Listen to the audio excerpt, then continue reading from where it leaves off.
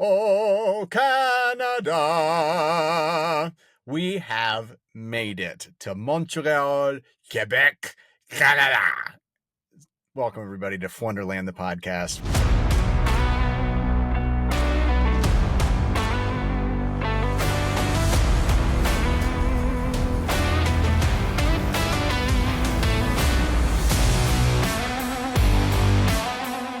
What a great cold open. Jake and Kel knew what was coming, 100%. I was going to say, I heard O, and I thought you were going to start singing Oklahoma, where the wind comes sweeping down the plains, and I would, absolutely not today. Not today. Wouldn't make as much sense, but I really just wanted you to get to True North strong and free. Like, why didn't you keep going? You know? Yes. Sorry. Thank you. Because I can't. I don't know all the lyrics. Anyway, welcome back, F1der nerds, F1derlanders. Welcome back to F1derland, the podcast. I'm your host, Tim, joined with my other co-hosts, maybe? Yep, Jake and Kelly, coming at you on Monday, June 16th, the year of Lewis Hamilton, 2025. I almost jumped a year because I want to forget about this year for Ferrari and just see Lewis in a new car. Today, in case you couldn't tell, we're talking about the Canadian Grand Prix held in Montreal, the home race of who? Lance Stroll. We are going to get into but still all of our normal goss. Instead of a game today, though, we're going to talk about some F1 Academy action. We have all watched the series. If you have not, highly recommend it on Netflix. F1 The Academy. They had a really exciting race this weekend. It's scrappy, it's fun, it's carnage. So Jake, I'm going to kick it over to you first here to kind of get us ready to go. I was going to try to make some gross syrup pun, but everything that I came up with on the spot was not safe for everybody listening and watching. Well, I'm gonna just keep moving. I was gonna say something else. I think that's best. So I've been loving the icebreakers that we've been doing, and I think Tim, you kind of kicked us off a couple of weeks ago with them, and I think we should make this a regular thing. And I was just playing around with some ideas for what we could title it, and I was consulting ChatGPT and kind of came up with brake check. Ooh, so if we could timely. All do a brake check right now, right? Which is so perfect. I think it'll be a perfect name to kick off this segment, especially with this race.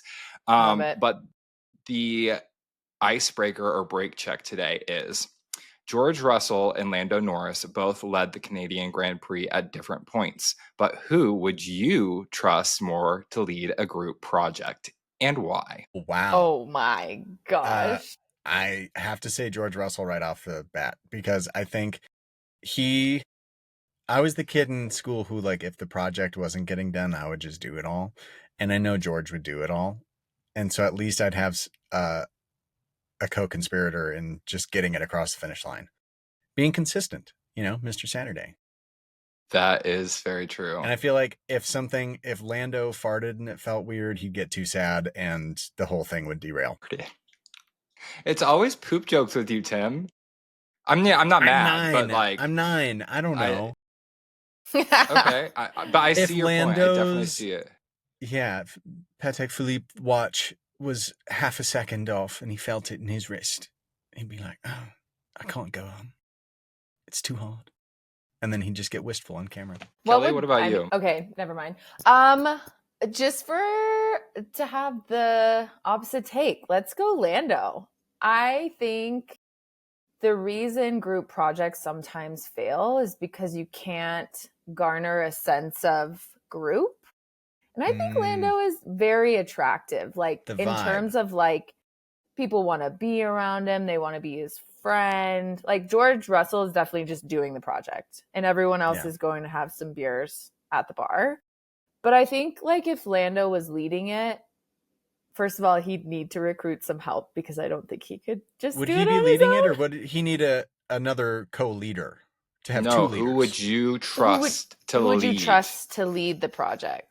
So there can only be one leader. The leader, there's high probability of there being two leaders. There's not two number one leaders. Oh boy.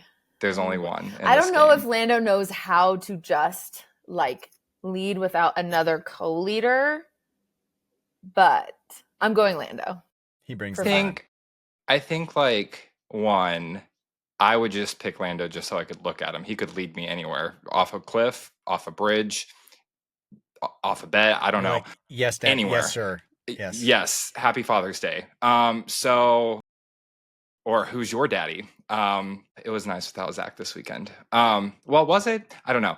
I think that Lando would be fun in a group setting because it would be like a party.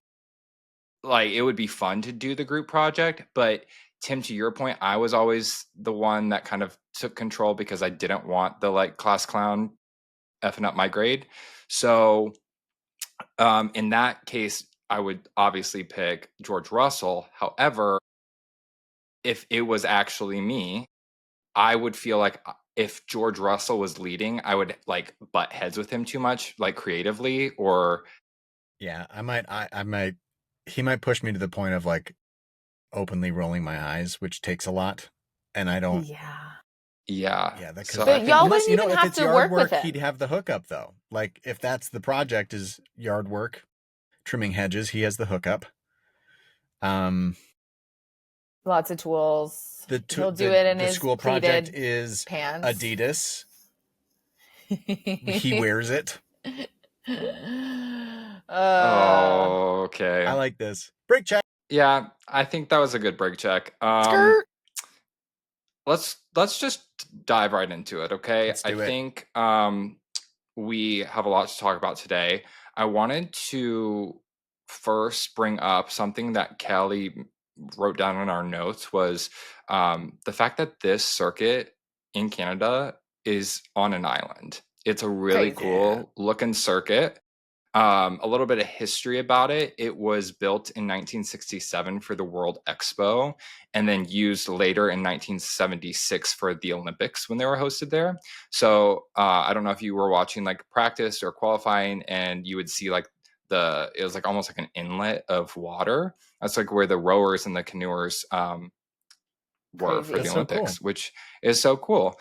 And it's also the circuit is known for a lot of first wins. We didn't have a first win, but we had a first podium. And then there's the iconic Wall of Champions. Wall of Champions. Do you guys want to kind of tag team on why it's called that? Perfect. Yeah. Go ahead. All right. So, according to Google, let's see. The Wall of Champions at Circuit Gilles Villeneuve in Montreal is called that because it has a history of claiming victims, particularly Formula One world champions who have crashed into it. The name became official after the 1999 Canadian Grand Prix, where Damon Hill, Michael Schumacher, and Jacques Villeneuve all crashed into it. Villeneuve of the Villeneuve chicane in Monaco. I think that might not be Jacques Villeneuve, but I think that's Gilles Villeneuve. G-I-W-E-S. One of the Villeneuves. Yes. One of the Villeneuves.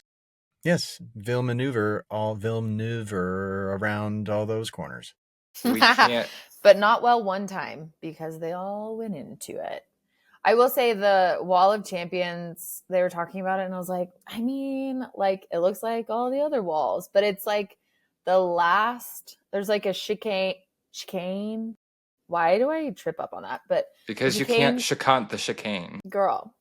Very that. So there's like a little chicane to a last turn right before the straights, the finish. So, straights? What? Nothing straight about It's a real thing. They exist. Yeah. But during Pride Month. You're literally like pushing it to the edge to finish. Edge? Jacob. Is there a straight in the room? I think there's a straight in the room with us. There's only one straight in the room, Jacob. I'm gonna be quiet now. Don't derail here. Don't you dare shut your mouth. I'm hitting the Wall of Champions right now. The wall I was gonna say, Kelly, I thought you were gonna say that like the Wall of Champions is actually different because this wall is Jake. I am the wall. I'm crashing out. I don't know how that started, but we should say too that we actually all were able to watch this together on Sunday at Kel's house, and it was I don't know how it started, but Jake just started saying, I am the wall. I am the wall of champions. And then it was just there was a lot of crashing out moment. Yeah. Personally, we're crashing out. We're just crashing out. Yeah, So going topless, Albon. Jake is the wall. Jake is the Albon wall. went topless? Well, his car did. Oh my gosh. The freaking Williams. But oh my gosh. Y'all, it's like I didn't watch. I did. To jump back to the wall of champions real quick, there wasn't really anyone that hit it during the race. Was there? No. I think there might have been some tapping, but it didn't claim a DNF for anyone. Not in... And there were 3 to be had. Yeah, not in F1. Mm-hmm. Yeah. There was one lap where the papayas started racing. Kelly and I were like, they were close, and I was like, not both of them in the wall of champions. I would have lived. But a different wall for a different lap. Ken, real quick, as we jump into the race here, I just want to make a point that pre-race, we all were like, all right, so what's going to happen? Kelly, your parents were like, do you guys do this every single time? My wife rolled her eyes and said, oh my God, yes. Kelly's wife has the same name as my wife, also rolled her eyes and said yes. My wife also has the same name as y'all. Jake was very bold and said, here's what my spidey senses say. I don't think the fight's going to be between Red Bull and Merc. I think the fight's going to be between the papayas. Holy shit, Jake. Called it like crazy. And then you said, name them. Name them. Well, you said, Jake, I think there's going to be... Right I think there's going to be some drama, not at the front. I'm not worried about Merc. I'm not worried about Max, but I think there's going to be drama. And I was like, name them. And I said, I think one of the papayas is not going to finish this race. Okay, yes. And then that's and then you said, name them. Okay, yes. And then that's when I said, you said, name them. Name them. And name them. I did not, because I did not want to jinx it, but you could have. It wouldn't have mattered. Yeah.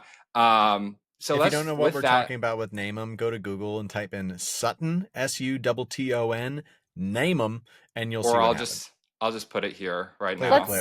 I love a homework moment. And you could go to google.com, not sponsored, and type in. Yeah. It's http:// www. Just kidding. You know what's so funny? If you want all their information stolen, you forget the S. You know what's so that's it. Yeah, not secure. You know what's so funny is that when I was at Disney, people would be like, "What time is the 3 p.m. parade?" I'm like, that is the same energy of like, you can Google it, just look it up. What time is the race? You have a phone. What's the number for 911? Literally. Anyway, let's get into this race. We have a lot to talk about with practice, qualifying, and then a breakdown of the Grand Prix. So, Kelly, do you want to kind of kick us off, set the scene for us? Yeah, let's do it. You're going to be like, no. No, pass. Just kidding. No, I love the drama from this weekend. This is, we talked a little bit about the track. Such a cool setup for the track. I think there's mixed feelings from the commentators to the drivers. The drivers seem to really like this track. There's one commentator specifically that was like, I don't know, this track seems boring, pretty easy. Name them. Name I do feel kind of bad. We're not going to get through this podcast. We need to get through this episode. That's true. It is fine. But pretty cool track. 3 DRS zones, some heavy straight action with some racing. We've got walls. So practice, I think not to the height of Monaco, but similar to Monaco. You're building confidence over the practice sessions over Friday and Saturday. And then, Saturday, you really just want to be in a good window where you feel good about your car. You feel good about the tire compounds you're working with. And I think the most drama we did see some collisions and just some like weird stuff happen in practice. Lots of complaining about traffic. So traffic is really when all of the cars are on track and you don't have enough space to have free air. So if you constantly have someone in front of you, you're basically driving in dirty air. Dirty air makes your car not work as well. I think does it also kind of mess with your tires and your grip and kind of everything? Makes everything warmer because you're getting the exhaust. Not only are you getting the chunky air coming through, but you're getting the exhaust of the person in front of you. And so your components can't cool as they normally do. I like to think free air is open air. You're behind somebody, you're paying for that air in more than one way. Yeah. Free pay. So dirty. Lots of impeding talk. So that's what it looks like if someone's in front of you in your way on the racing line. Again, the racing line is very specific, but the track itself not super wide in places. And there's like super high speed into really low speed corners where like it is hard to get out of the way if you are too bunched up. So impeding, just talking about it a ton. Drivers on the radio not happy with traffic.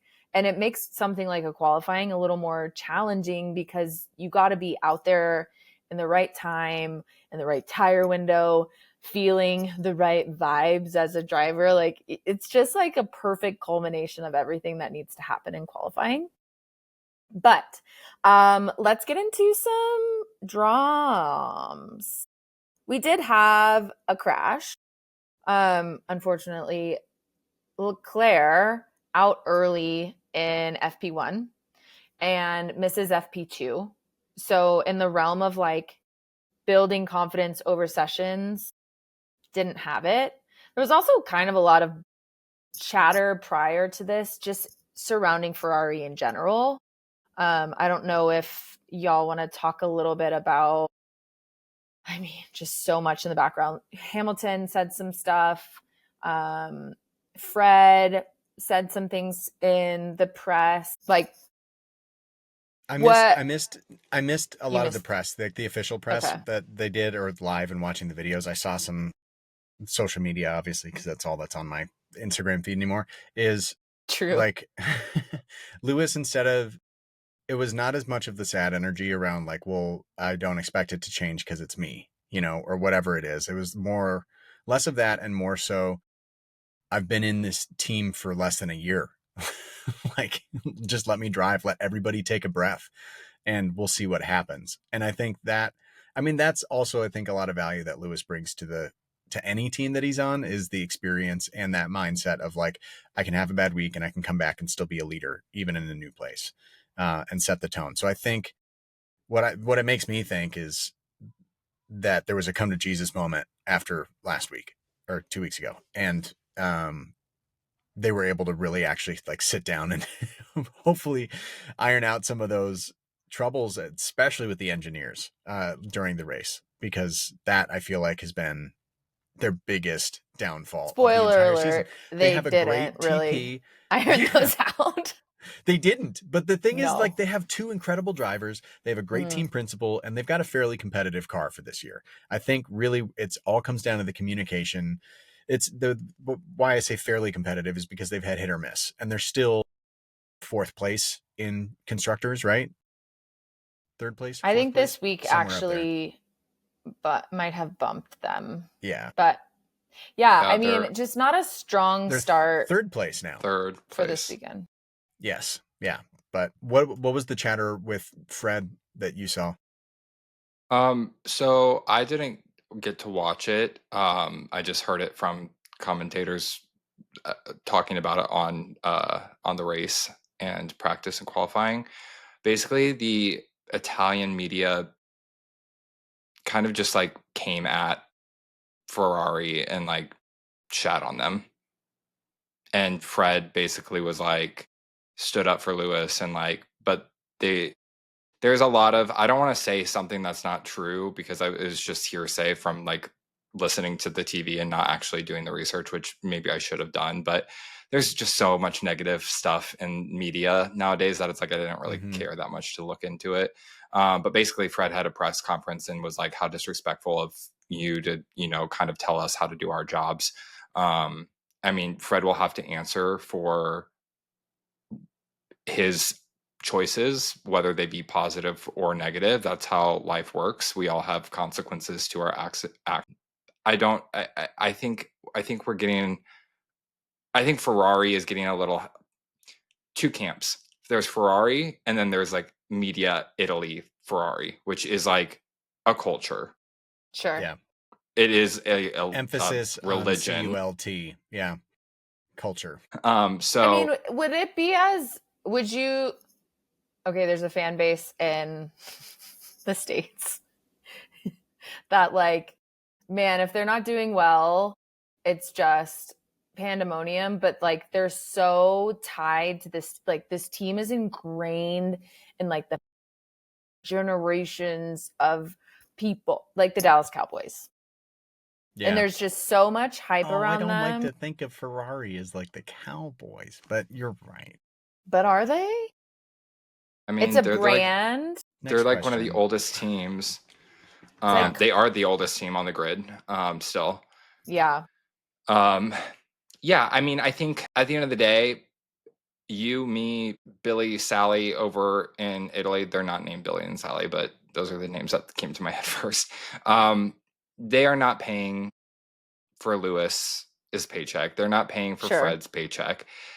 There can be, I mean, it's free speech. You can say whatever you want, but I think Fred has been dealing with a lot amongst his team.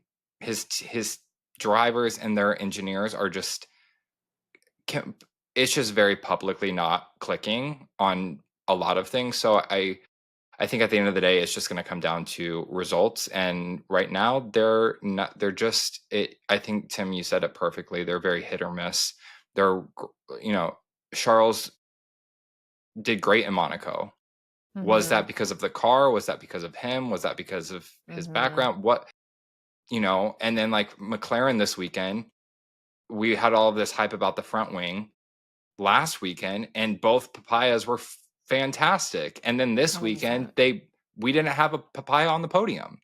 Like, so is it taking different circuits, different setups to last a couple weeks to say, oh, this really is a positive or negative influence on the car or the driver? I don't know. I think it's something that we need to just continue to pay attention to. Totes. It's just like Ferrari's continuing to like, okay, we need to get some good momentum going. And then like Leclerc crashing out in FP1, not great. Hamilton made a analogy of what it's like to drive the car. And he said, it's like dancing with someone who doesn't have any rhythm and trying to make them have rhythm. And I was like, okay. That makes a lot of sense. I see you, Sir Hamilton. You want to dance? That is forceful. It takes effort. It is clunky. We're not at hydration station yet. Oh, sorry. Yeah. My bad. Okay, so now Ferrari you're getting me excited. Has some woes, but no woes more than Williams, which Whoa, Williams. Oh my goodness. Albon had just such a hard weekend after just a literal being so good. His car literally spontaneously fell apart. Like just the whole side pod. Democracy in America spontaneously falling apart. Just the engine cup. You said it, not me. It really just brought me back to one of our first times we were talking about Williams this year, and we were like, yeah, that Williams car, like who is getting the recycled parts of piecing back things together? And I'm also like, they got all of this sponsorship money. The car is literally falling apart. Did they spend all of the money? You know who you should really consult? Do you know really who you should consult to ask that question? The people in the factory. They work really hard, Jake. They are working really hard. I think we can go back if you want. Yeah, can we just get some receipts? Check our receipts on this? We don't remember where it is. Albon's engine cover falls off inside of qualifying, so brings out a red flag. I love a red flag in qualifying because red flag means, it in general. Well, some people are very attracted to red flags, and you can see it from the outside, and you're like, don't do that. But a red flag in qualifying, any red flag on the track means we're off the track. You need to go back to the pits. So we were in the middle of qualifying. Red flag happens. Everyone comes off. Obviously, the team tries to keep the wheel tires in the right, temp. But you now have less time to put in a lap for Q1. And we had some signs got out in Q1. That wasn't great. We had some people that really did not benefit from that red flag and got out early for qualifying, which was a bummer. Yeah, I think qualifying was very interesting, to say the least.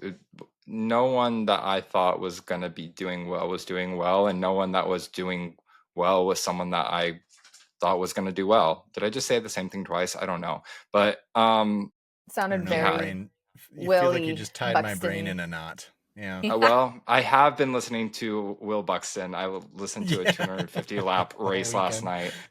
Yeah. So, yeah, there's a lot of Will.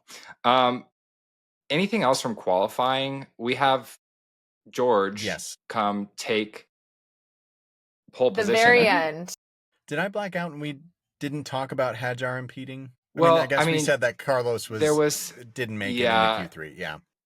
And I think that is going to be something that, it's just racing. Like if you start making penalties, and it's just going to open a can of worms. I don't think it was Isaac's fault. Not only because I love him, but I think also just it was bad intel from the engineer, and he didn't know what Carlos's situation was, if he was hot or cold on that lap. So yeah. Bum skis. But we had George qualify P1, Verstappen in second, Piastri in third, Antonelli starting P4 on the grid. Let's go. Followed by Hamilton, then Alonso, then Lando Norris, and then Leclerc. So both Norris and Leclerc were having sad boy weekends again.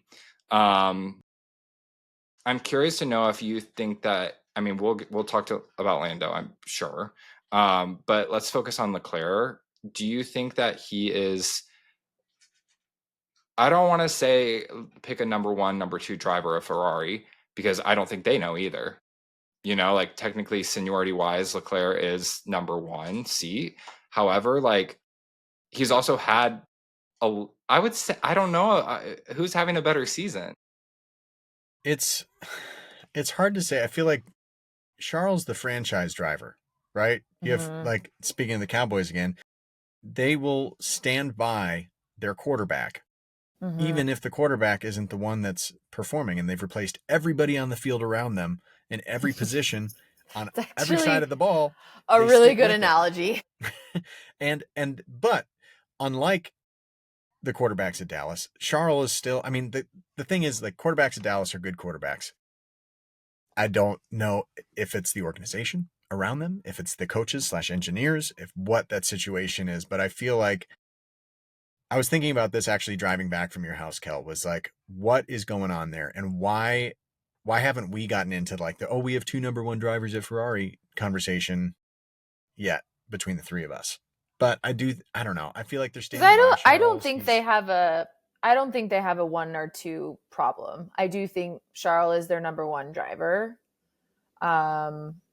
especially this year. I think they're very aware that Hamilton coming in is going to take time. It's not it's known that switching teams is going to be really hard, and that car is kind of developed around Charles. And Charles is their long-term human. That's their long-term guy. That's who they see, again, at franchises, he's got a franchise tag in a lot of ways. And not that Hamilton can't, but Hamilton is also old. I don't know if he's going to be driving like Alonso that long. He does. I think Lewis has a little bit of a franchise tag though too, with the legacy ambassador situation in his contracts. I think that's where we run into the issue, honestly. Yeah. I think that Ferrari, Kelly, to your point, Charles is their number one driver, but Lewis has been number one and one of the greatest in the sport still in a new team, in a new seat. So where does that come in to play? And I think whether that's spoken or not, that's what a little bit of the turmoil. I've said it before, like at the beginning of the season, you don't see a cohesion there. You know, we had McLaren have a huge incident this week, and they're still very unified. I'm not saying that because I'm a fan of them. I would rather them be fighting. It'd be more to talk about. But Ferrari is very like, the way that I just like my perception of the whole situation is they're all just like too good to like admit. Team. Yes, they're like too good in their own roles, which they are. And they have a legacy and they have that reason to have that. But if you're not winning races. Right. Well, I think that is the key complex of whatever. Like you can have, and it's not luck. Nothing, is luck, but like to develop a good car is really skill. But like we wouldn't be having this conversation if the Ferrari car was good. We wouldn't care. Right. We're like, who's their number one driver? We don't care. They're winning. They're doing well. They're driving. Like you do have this combustion of team when you're not performing. And that's when you're not performing is actually when you understand how well or how not great a team works. Is like when you're actually not that good. When you're good, you don't even know what you're doing. Sometimes it's just all happening for you. But when you're not good and there's more pressure and people are asking, that's when you can tell what teams are high performing because they know how to block out external noise, get really dialed on their own shit and figure out what they need. They're not worried about everything else. And I would think Fred has that capacity based on how they're gonna figure it long out. He's led. I think they will. I think something's got to give. And we still have a long we have a long time in the season. Let's move on to let's talk about the race. Let's talk about the race. Max and George, let's back it up a little bit. Last week we had the major incident with Max and George and the collision, giving Max 1 point remaining in his license before being suspended from a race. So there's all this, external, speaking of the noise, Kelly, there's all this extra noise happening about the beef about George and Max. And, is that going to play a part in this race? They're starting 1-2 on the grid. So, I mean, it's natural that people are going to ask. Max was fed up with it. We have George being quote unquote cheeky in after his pole position interview, saying, well, I have a lot more points to, more room in my points, or I have a lot more points to spare when it comes to like suspension. Meaning, is Max and George are they gonna go at it in the race? And I wish George would. And George, well, he didn't really have to. He led most of the race. Totes, but and we had, a pretty clean start, I would say. There was overtaking happening. Antonelli comes out of nowhere, and both Mercedes cars looked wicked fast this week. Yeah, they looked. Kimi had a great start. But gained a position early on Piastri, and he never gave it back, overtaking the current champion, world champion, and never giving it back. That was wild. Halfway through the race, I will say, we were all together, so we're not as dialed as we sometimes are with our screens right in front of our noses. But I think Kelly, all three of us were standing at the bar, and Kelly, you said something about like, still like 25 laps or something, like nothing's really happened. Which, what do we say? It's always those races that we, the last 10 laps, start biting our tongue at the end. First kind of point I wanted to talk about was pit strategy. You guys want to, what did you think of the pit strategies? Because Kelly, you said it perfectly yesterday. You can't be doing the same thing as the person before you. You have to go either before them or go right after them and do something completely different. So do you want to... You either need to be the first person making the decision. You need to cover a decision that another team did by doing it almost immediately, or you need to choose to go so long and commit. And commit to a longer stint. I was getting frustrated at McLaren because in general, I feel like their strategy is based on other people always. Like they're the leaders in the constructor, but they wait for someone else to do something. Like it never seems like they have a plan going in. I'm very confident they do have a plan because they have to. But like as it plays out, I'm like, okay, McLaren's going to go long. That's so great. And then all of a sudden someone does something and maybe like 2 or 3 laps later they do something. And I'm like, well, that was stupid. You either need to cover it or you have to do. Yeah. They are still operating from a standpoint of being an underdog. They've the past few years been the underdog and have been scrappy and fighting for position. And last year we saw the transition from, Lando and Max running against each other to them overtaking the constructors and beating Red Bull, which is a massive thing. Given the past they haven't just few years, stood there and said it with their chest that they're like at the top of the leaderboard, and they're still kind of being like, "Ooh, are we?" They're very pardon me. Are we leading? Bitch, you have blown out. Do we have a good car? Yeah, like start acting like it. And someone, I can't remember if it was something I read or someone I listened to. So if you're listening and you're that person, I'm sorry that I'm not crediting you. But they said that McLaren can't operate like they're not a champion. They don't know how to operate and make a decisive choice with their driver, with their strategy. And if a McLaren person is listening to this, I'm like you said, Kelly, there is so much that we don't know. But 100%. From the outside looking in, it is a very oh, we're running the race and we're leading, but we're constantly looking back.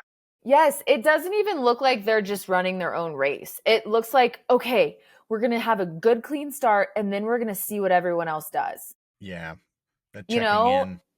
And that's the thing where I was like, there is a difference between playing to win and playing not to lose.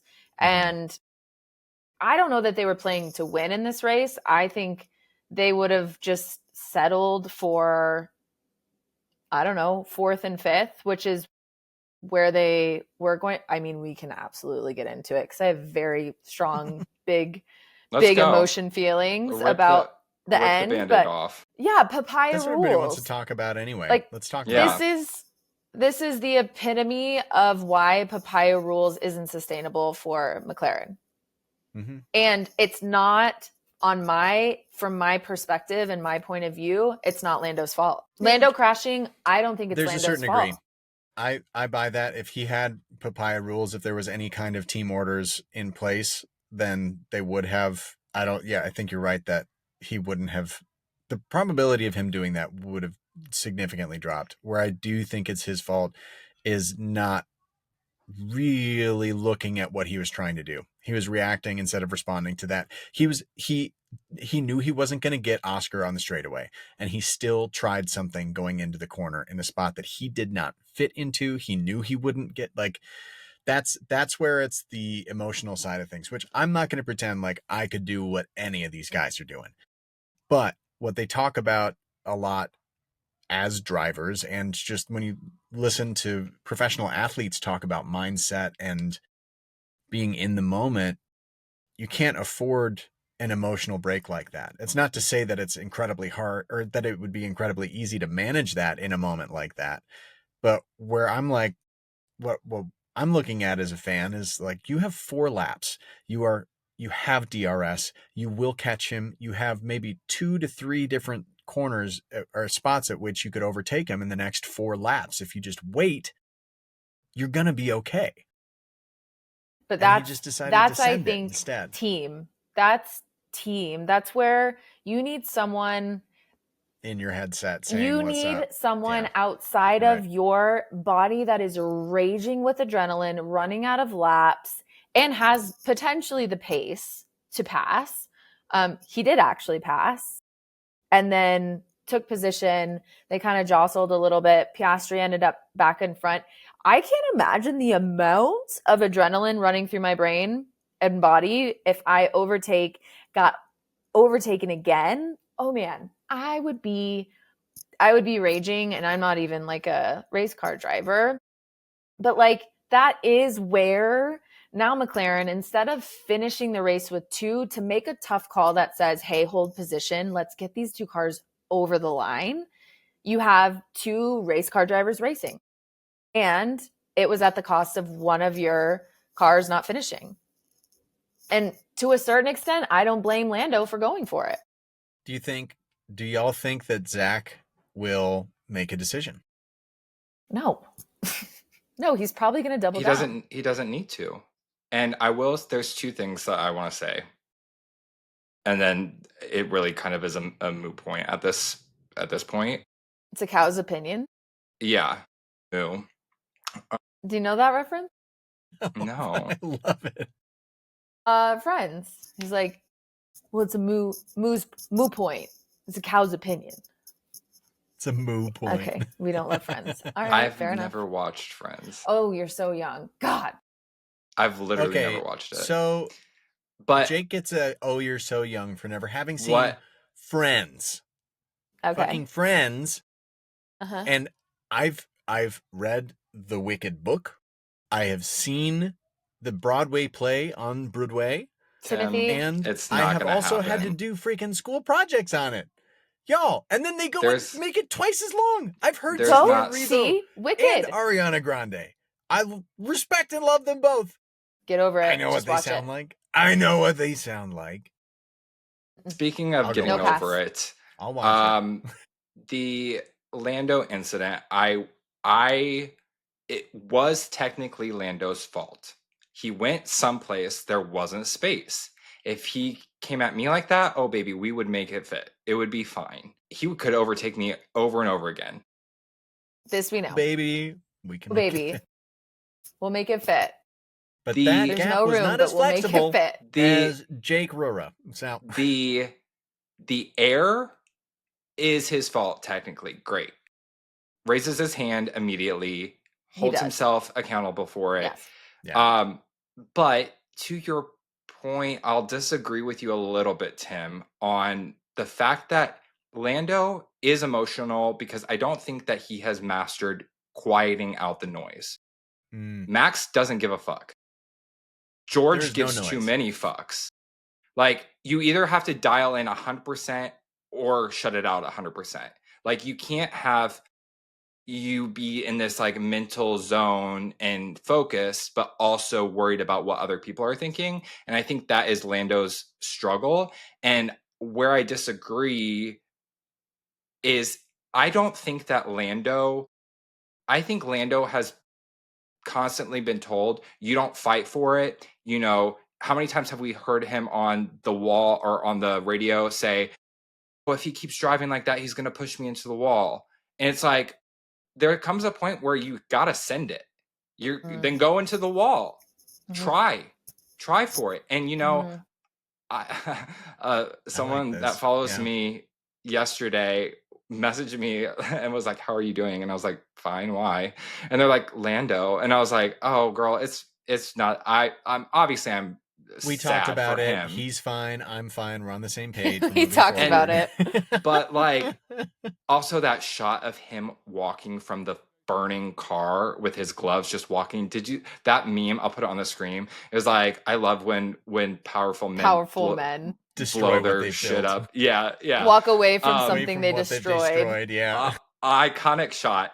But I was glad that he not that he did not finish, but I was glad that he made a decision. And Totally. I don't know if he didn't. He obviously made a miscalculation, literally, but I think it wasn't emotional. I think he was going on his impulse, because I think if he let his emotions dictate the situation, he wouldn't have even tried done to pass anything. him. I agree.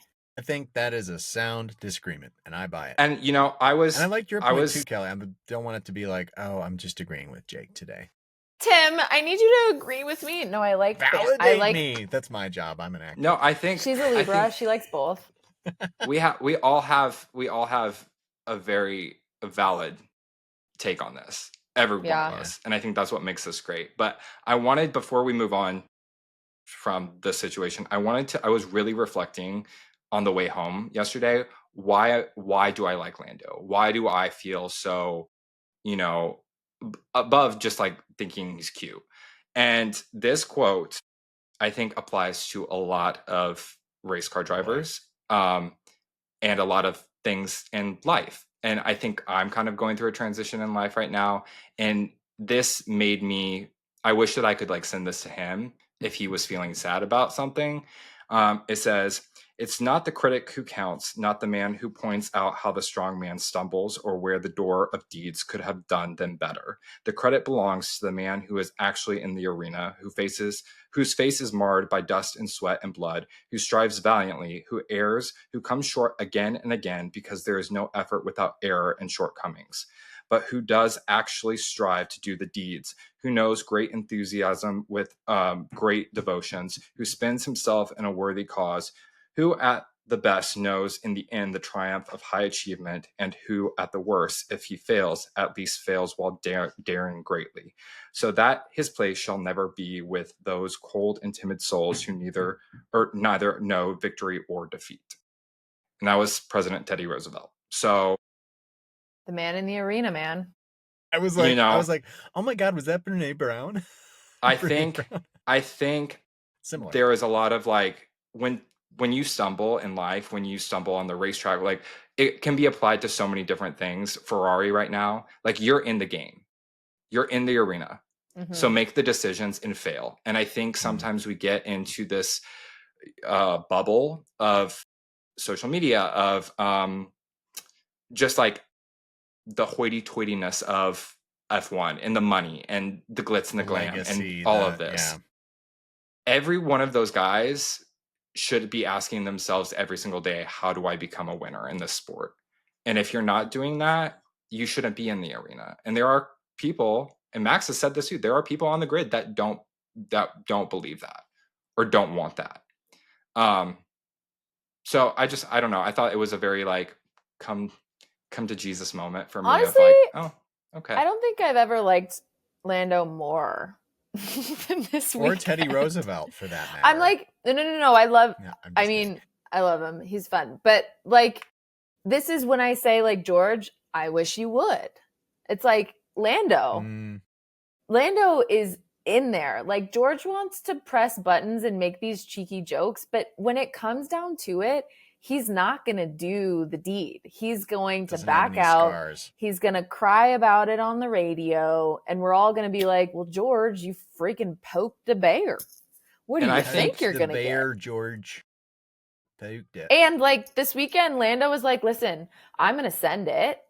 You know, hindsight, whatever. He's like, yes, it was silly. I shouldn't. There are plenty of places to overtake. That wasn't my spot. But like, he did it. And he proved that he's willing to just do the thing. He's willing to race. He's willing to put himself out there to be a world champion. You don't just be a world champion because people back out of things or give you space. You have to go take it. Max goes and takes it every single time. And he's going to have, this is not the end of this. No, if he took a big chunk out of his standings of his campaign to be world champion. And if he wants it, he's going to have to do this again and again and again and again. And so, can I say something too? That have yet to be said. Yeah. Yes, Tim, you. I see this, maybe just because it's front of mind, and probably is, but I see this a lot more consistently in the F1 Academy drivers because they have a time limit on how long they can be there. There is no guaranteed contract. And so you see, that's why there are so many more bumps and scrapes happening in that race. Also, it's the same car, and I don't know. There's so many reasons to love it. But yeah, I love all of the points that both of y'all made in this whole Lando situation. And I love that quote, Jake. Thank you for writing that down and sharing it with us. Yeah, I did a little like gig in North Dakota for like 2 summers, and not like a huge Teddy fan, but it stuck with me. So yeah, I thought I could share that with y'all. Okay. So I'm going to keep us moving. Is that groovy? Absolutely. Yeah. McLaren scuffle. I mean, this really is, there's 2 main things. The start happened. Everything went fine.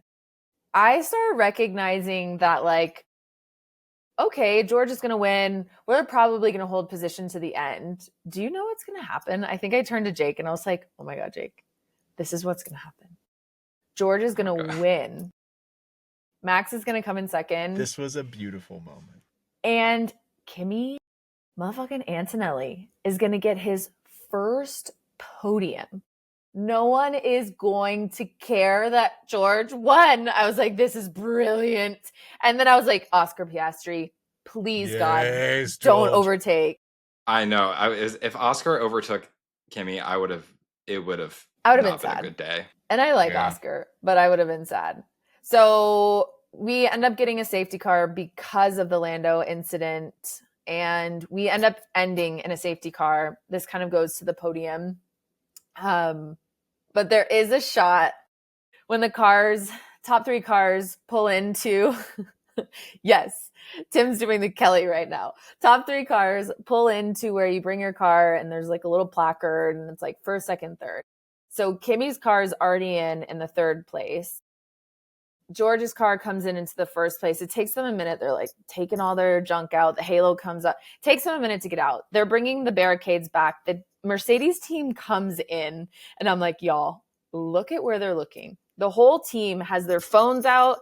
They're looking to the side of George where Kimi is. They're just so excited for Kimi. George, one of y'all was like, oh my God, is he going to do the T-pose? George gets out. He does the T-pose. I'm pretty sure the whole team is still looking at Kimi. The camera zoomed in on him because the whole team, no one was looking at him. Everybody was with Kimi.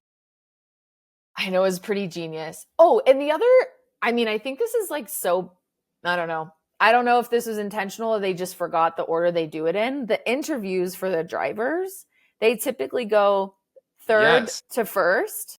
This race, they went 1st to 3rd. They ended with Kimi Antonelli.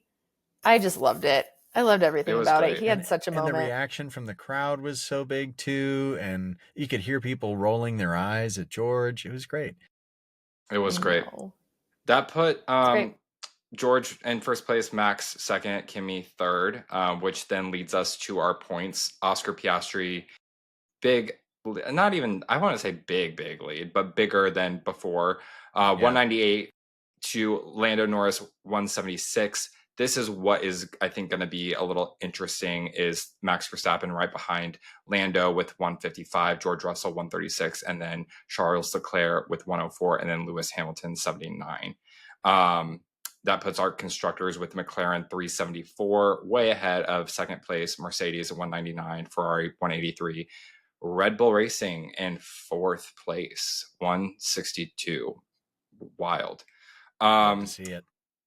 Another wild point scoring session was our fantasy league. So Hannah Svinka scored 155. DRS Grande, I did not do as bad as I thought, but it was 109. Tim tried, you got 81 points. But I didn't change anybody on my roster. Tim, you have officially broken Let's go 1,000 point Let's go. threshold.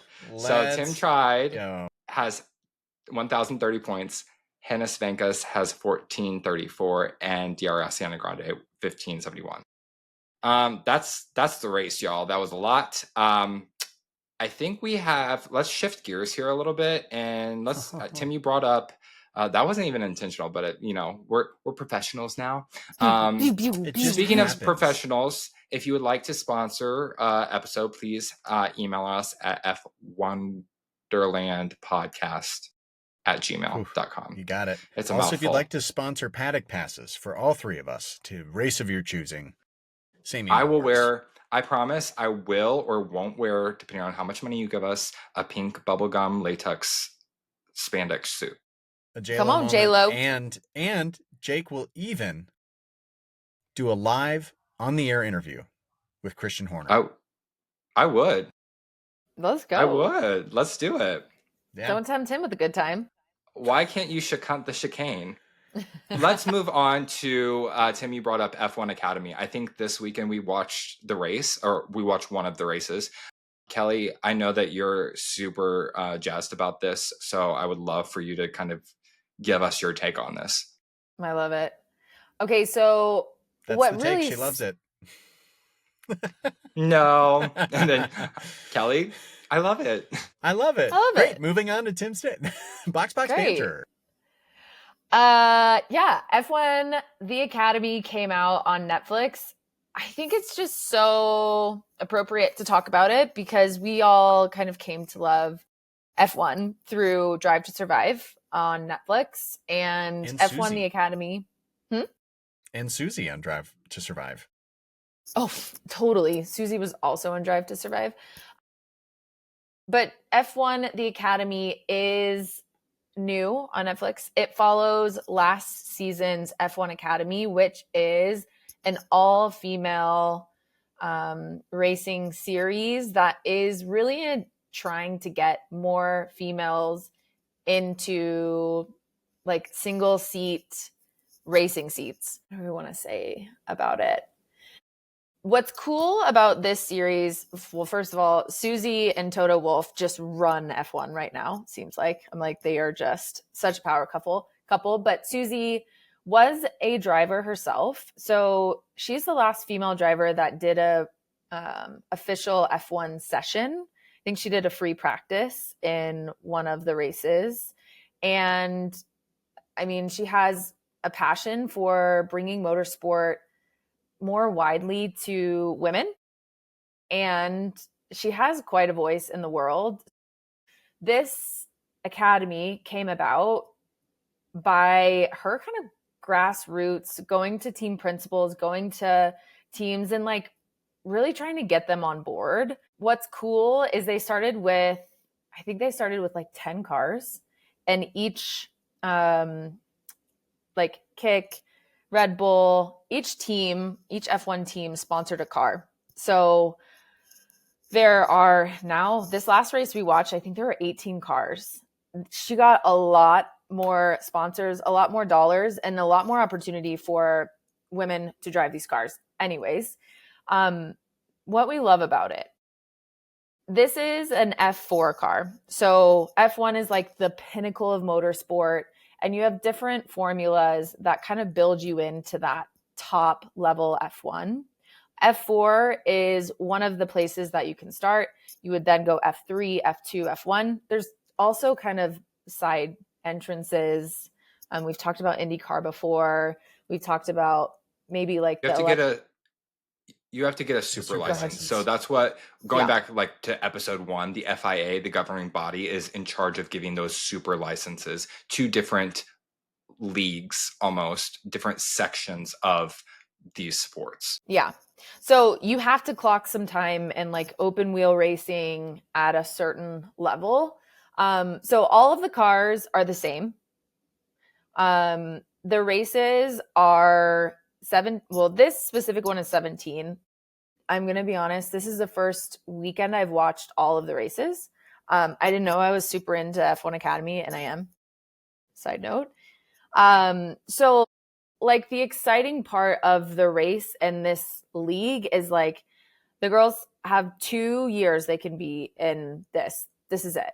So they join a team. They only have 2 years to like either win, and then they get out and they win basically a sponsorship to race another year with a team.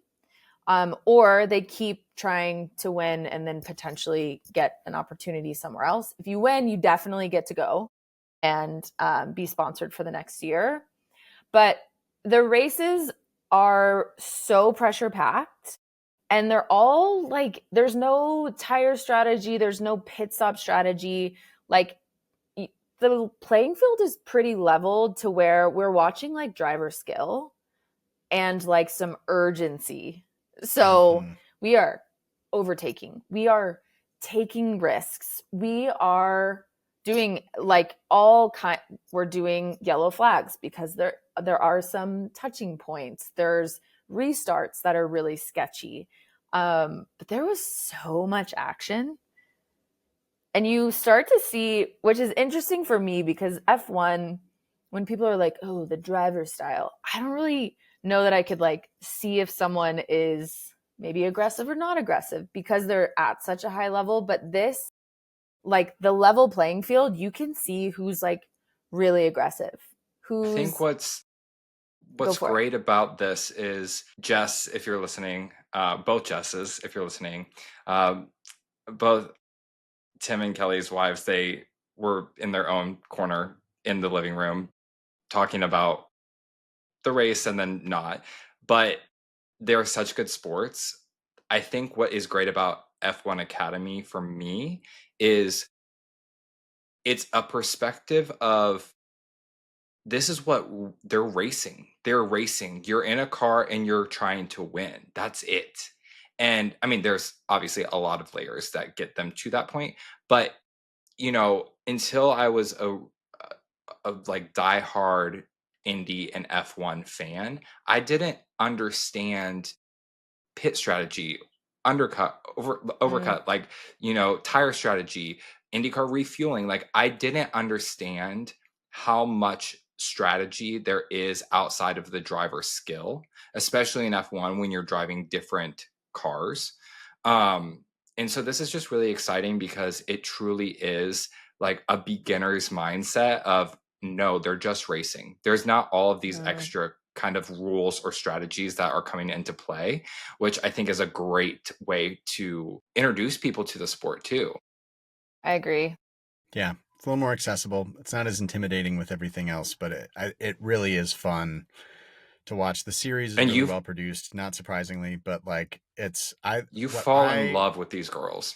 You really do, and you feel 100. Protected, and you just are cheering them on. And I love something that surprised me is like a little Easter egg from like my childhood was Leah Block on the grid. And Kelly, I was telling you about this, I think at your house, was my dad, when he first figured out what YouTube was super into her dad, Ken Block's channel, the Hoonigans, for rally racing and stuff like that. And so I watched a lot of that and knew who Ken Block was and remember when he passed away tragically. And so to see, is that all of Albuquerque cheering you on? Do you hear that, Kel? That's Jacob. That's Jake. Me. Jacob celebrated R2 unit. We're celebrating a Pacers win tonight a little too early, so ooh, too soon. Don't jinx it. I can't crash out again. Okay, it's gone. God. But yeah, so I really enjoy it, and you get a much better perspective on, like, Kelly, what you were touching on, of what it takes to get to that point, and then everything it takes to get to the next level, which is crazy. And learning, like, I remember looking up like what that next level is and what the kind of car is and how, I don't know. It's this has been dangerous because now through Jake, I'm starting to like get more curious about IndyCar. And now I'm watching the 24 Hours of Le Mans, and I'm like, I don't know which way is up, and I still can't drive stick. Crazy. We should change that. Yeah. But yeah, I mean, to your point, you'll fall in love with the girls if you watch the Netflix series. If you don't maybe want to tune in to every race, that's also totally fine. It is cool. You know, Susie talks about this too, is like, this isn't we need to create something for girls. Or like, we need something for girls. The approach is completely different. No. And that's a little what I was worried about with the Netflix thing, I was like, oh God, are we going to get into like a female trope? Like, oh, are we going to say they're crying? No. I mean, they're high performance athletes. They're following them with their story. They did a very good job of like respecting the craft, respecting like the process, showing the process, getting us to love their background, because honestly, there aren't, like, Leah Block is a great example. After karting, there might not, right now, I don't know that there's a ton of options for women in motorsport, whether it be like actual financing, that kind of thing, or like, where do you go? So Leah Block is like totally learning how to drive something completely different. And it's just super cool. It's really cool to say. But Susie is like pretty hardcore in there as well, which I also appreciate. She's like, no one's giving handouts here. Like, if they don't perform, cut from the same they don't cloth. perform. Yeah. If they can't perform in F1 Academy, they won't make it. She says that, and I'm like, ooh, girl, hardcore. I love that. Got him. Name them. Name them. Okay. Thanks for entertaining the F1 Academy. Official petition to bring this to Austin. Why not? Austin would Let's be get great. it to Coda. But it would be hard. I don't know if they can do it because of the sprint weekend format. Yeah, there's too much going on. That's what I was 2 like. 2 weekends at Coda. Let's extend it. Let's do it. And let's go back karting. There are so many good, I'm just like now thinking of all the things, like Susie being a badass. Someone parked their moped in front of like the F1 Academy wall, and she was like, who parked their bike here? And just like moves their moped. She's badass. So good. Anyways, talk too much. I'm thirsty. I think we're just going to keep rolling to, I'm going to pass it to Jake. Hydration station. So who, me? Tsunami. Listen. Lando, no. You said Norris. Lando, no. Yeah. Hydration stations really quick this week. This picture of Lewis Hamilton. I'm leaning on the wall. Yeah. That man is out. They have lit and shadowed. Didn't even see that. How can you not? I know. I'm sorry. I didn't scroll. He almost looks like it's a burden. I think with much maybe he's weighing down the car too much. Like maybe they need to like counterbalance. The center of gravity is good for that, though. You know? I'm crashing out. Wow, This is the third week in a row that the Hamilconda has made the headlines. This is not the third week in a row. Maybe not for overall. You. I'm just saying. I'm saying for the greater universe. Oh yes, humans. Yes. He's not shy at all about it now. Which I mean, wouldn't be either. Go for you, girl. The other picture that I will put on the screen is Kimi Antonelli, sweet baby Kimi, pouring the champagne on his head because he was too young to drink the champagne. So he was sprayed down with it and then took his overhead and just dumped it on himself. It was sprayed the house down. Everybody turned immediately to him except for George. I'm just kidding. George kind of did too. No, he did. They both did. Talk to me. It was really sweet to see. Yes, George. Yes, George. You're very pretty boy, George. Good boy. That's all I got for hydration station. I don't think anything can compete with that. Tim, do you have some Tim takes for us? I have two, thank you. I'll start with the first, right? We're going to Austria. Starting at the very beginning in Austria is a very good place to start historically. Overtaking is an integral part of racing Formula One cars, especially if you don't start on pole. One of the keys to overtaking is to pass the car in front of you in a gap the size of your car or greater, preferably without causing any damage to you or the other driver you are overtaking. Lando Norris did not do that. Full stop. He did not. Okay. Universally, Mondays are people's least favorite days, and Saturdays are everyone's favorites. Toto's favorite driver is Kimi, which begs the question, why the fuck is George's nickname Mr. Saturday? I'm just kidding. I know why it is. It came from his days at Williams, but there it is. I was with you, Tim. You can full stop that. That's hilarious. Thank you. Full stop. There it is. Loved it. I love it. Yeah. I loved hearing Toto come over Kimi's radio too. Kimi Grande. Kimi Grande. Kimi Grande. What was his, like, what was it? The small Kimi has grown. He's now Kimi Grande. Tiny Kimi. They have some running joke around, like, what's his real name? Not Kimi. Andrea. They have some joke around, like, you're not Andrea, you are Kimi. Or, like, I don't know. I can't do the Toto voice. You know what?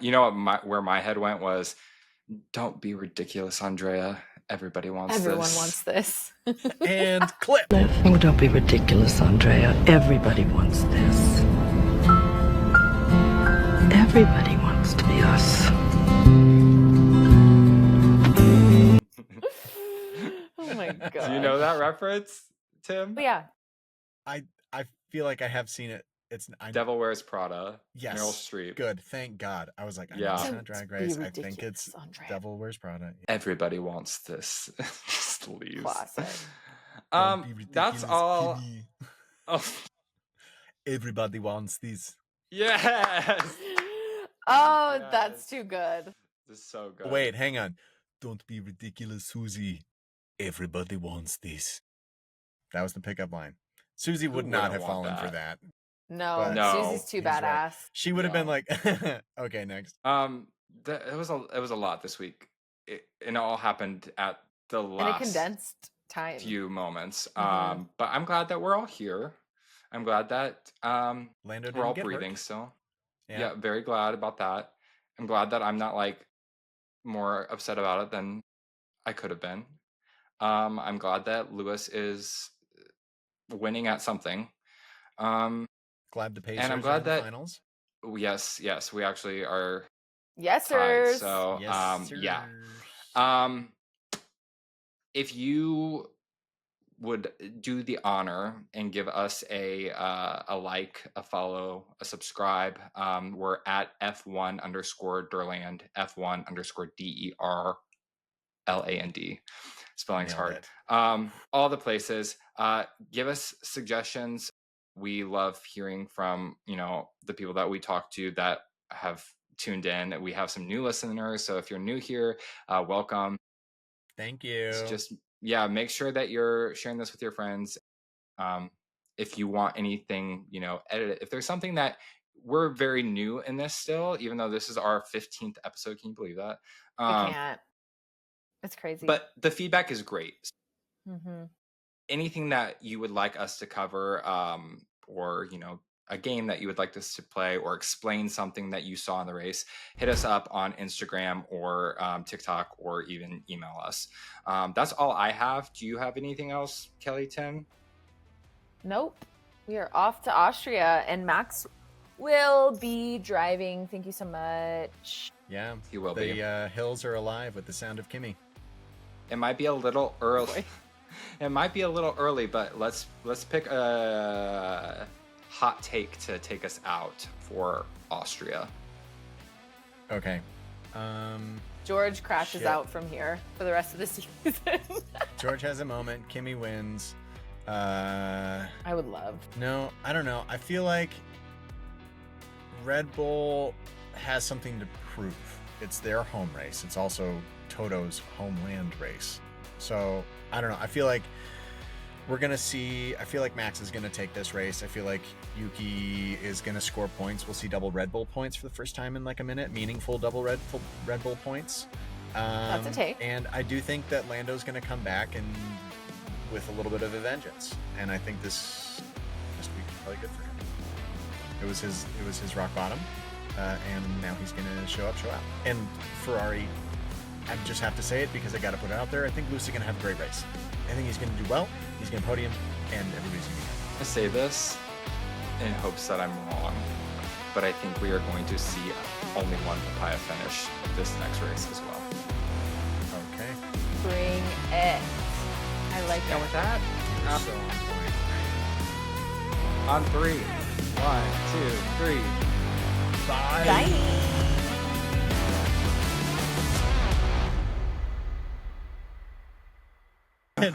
Or Norris, Lando Norris. Oh, no.